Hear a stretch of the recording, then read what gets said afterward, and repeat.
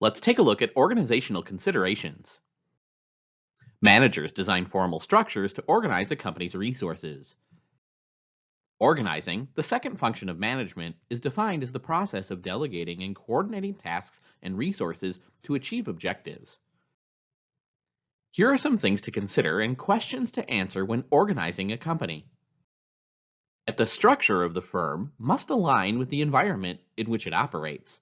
Overall, there are two major forms of organization that are more effective in different environments: stable and dynamic. Mechanistic organizations are bureaucratic, focusing on following procedures and rules through tight controls and having specialized jobs with decisions being made by top managers. Conversely, organic organizations are flexible, with minimum focus on procedures and rules, broadly defined jobs, and decisions made at lower levels. This model tends to work well in current trends of more dynamic environment. Although there are two forms, they're really on a continuum between being mechanistic and being organic.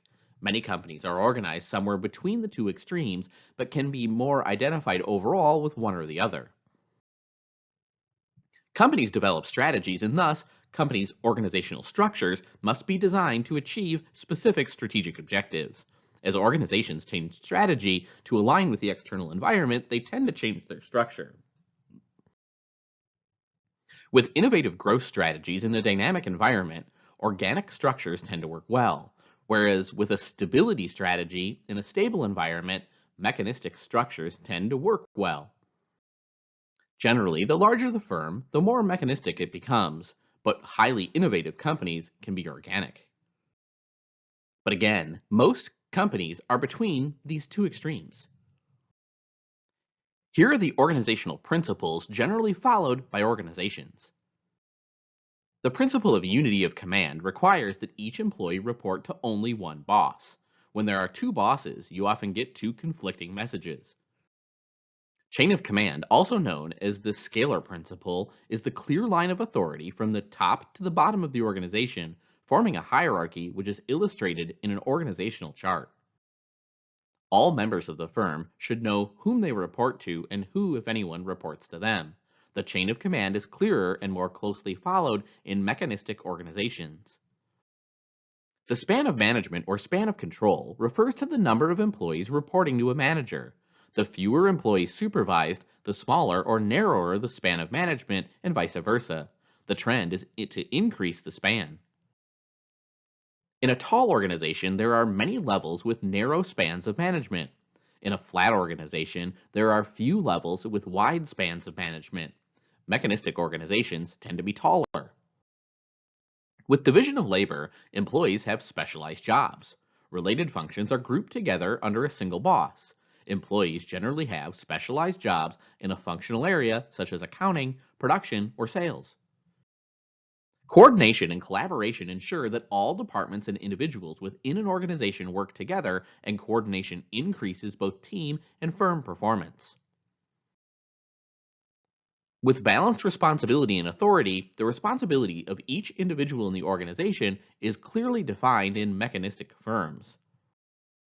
Responsibility is the obligation to achieve objectives by performing required activities.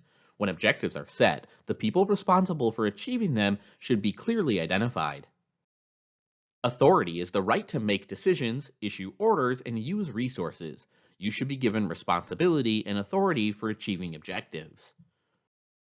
Accountability is the evaluation of how well individuals meet their responsibility. Delegation is the process of assigning responsibility and authority for accomplishing objectives.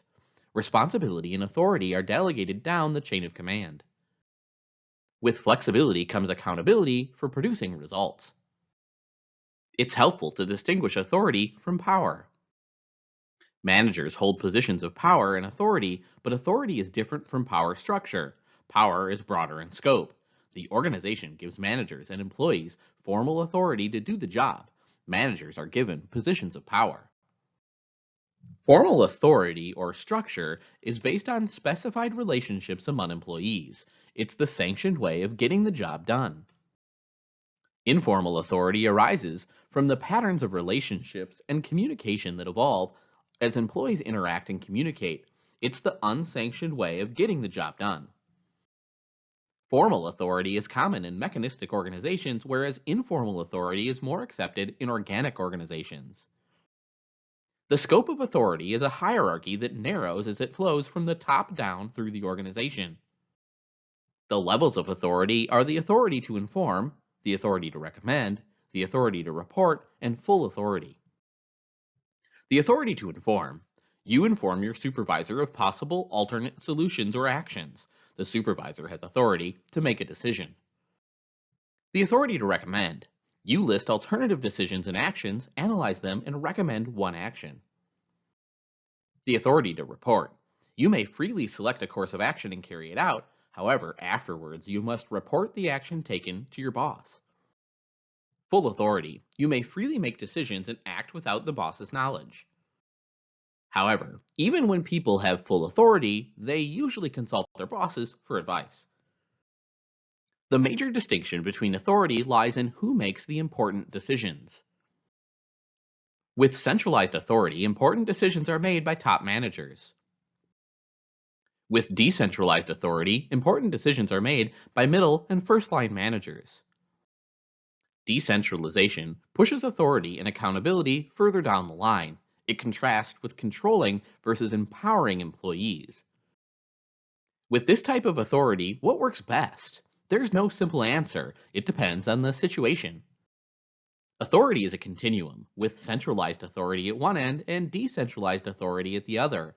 Most organizations lie somewhere between the two extremes, but can be classified overall. Micromanagement is a management style generally used as a negative term for when a manager closely observes or controls the work of his or her employees. They're also called old-fashioned bossy managers. Micromanagers need to learn to trust employees and to delegate more. There are differences between line and staff authority, and staff can be generalists or specialists. Line authority is the responsibility to make decisions and issue orders down the chain of command. Staff authority is the responsibility to advise and assist other people.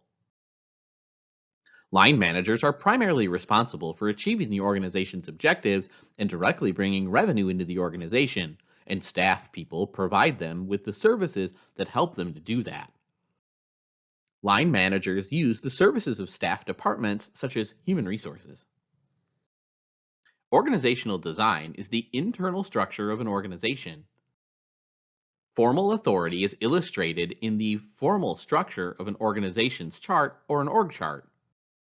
An organizational chart is a graphic illustration of the organization's management hierarchy and departments and their working relationships. Each box represents a position within the organization, and each line indicates reporting relationships. Departmentalization is the grouping of related activities into units. Traditional departmentalization tends to have a simple structure. Departments may have either an internal or an external focus. Functional departmentalization capitalizes on functional expertise as it involves organizing departments around essential internal input activities such as making or selling and financing products and services. Product or service departmentalization involves organizing departments around goods or services. Companies with multiple products commonly use product departmentalization. Customer departmentalization involves organizing departments around the needs of different types of customers. The product or service may be the same or slightly different, but the needs of the customer warrant different marketing approaches. Territory departmentalization involves establishing units in a geographical area. Many organizations use several types of departmentalization to create a hybrid structure. Any mixture of types can be used. Matrix departmentalization combines functional and product departmentalization. With matrix departmentalization, an employee works for a functional department and is also assigned to one or more products or projects. A divisional structure is based on semi-autonomous strategic business units. It is sometimes called multi-divisional or M-form. Staying innovative over time is challenging as organizations need to continually redesign their structures to align with environmental changes. Re-engineering is the fundamental rethinking and radical redesign of business processes to achieve dramatic improvements in critical contemporary measures of performance, such as cost, quality, service, and speed.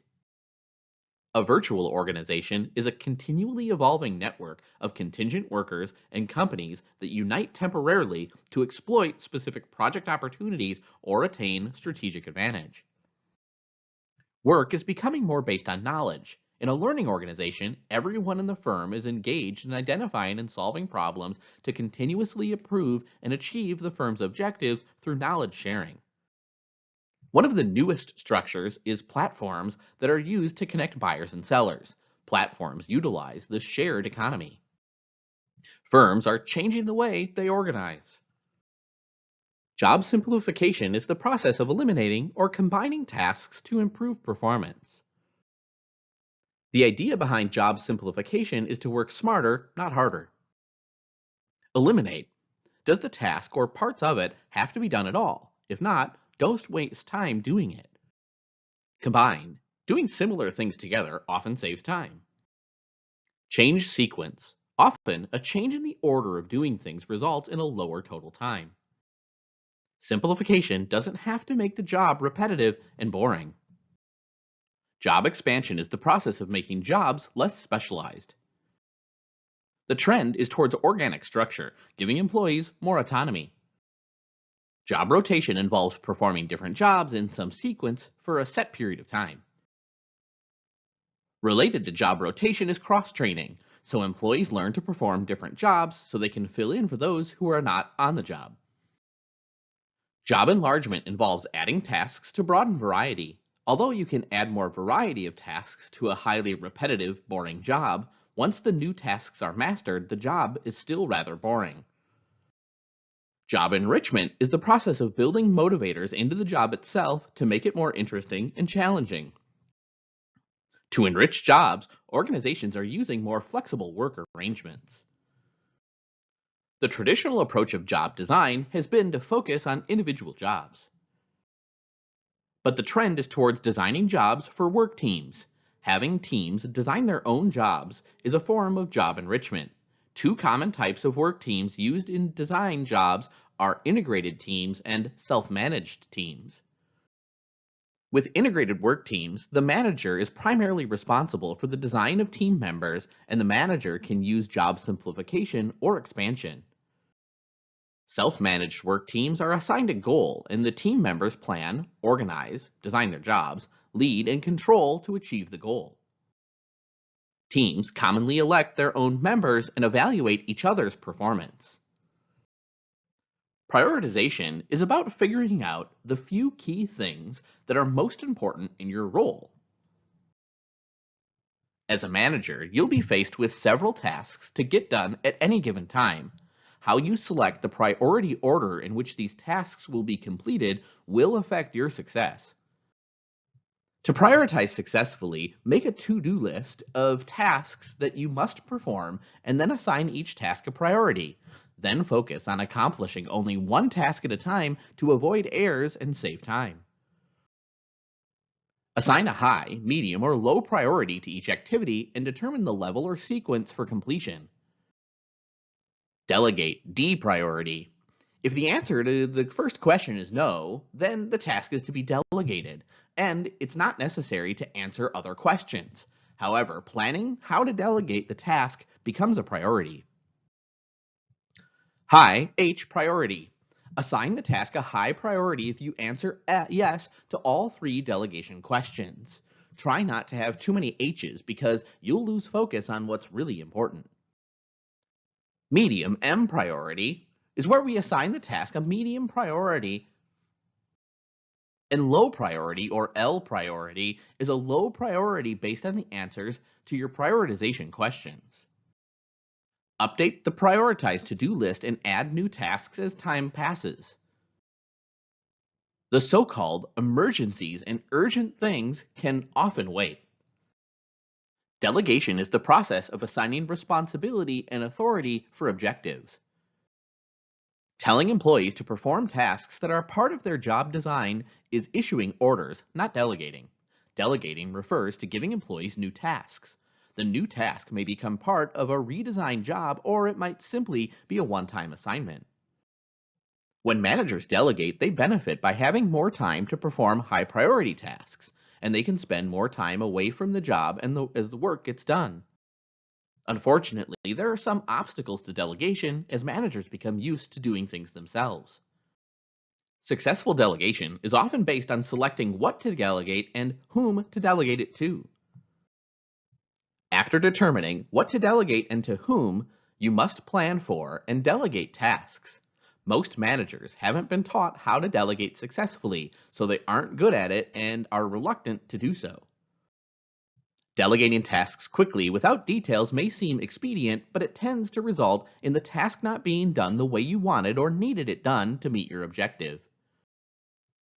Here are some steps. Step 1. Explain the need for delegating and the reasons for selecting the employee. It's helpful for an employee to whom you delegate a task to understand why the assignment must be completed and the importance of the task. Step 2. Set objectives that define responsibility, level of authority, and the deadline. The objective should clearly state the result the employee is responsible for achieving by a specific deadline. Step 3. Develop a plan. Once the objectives and deadlines are set, a plan is needed to achieve them.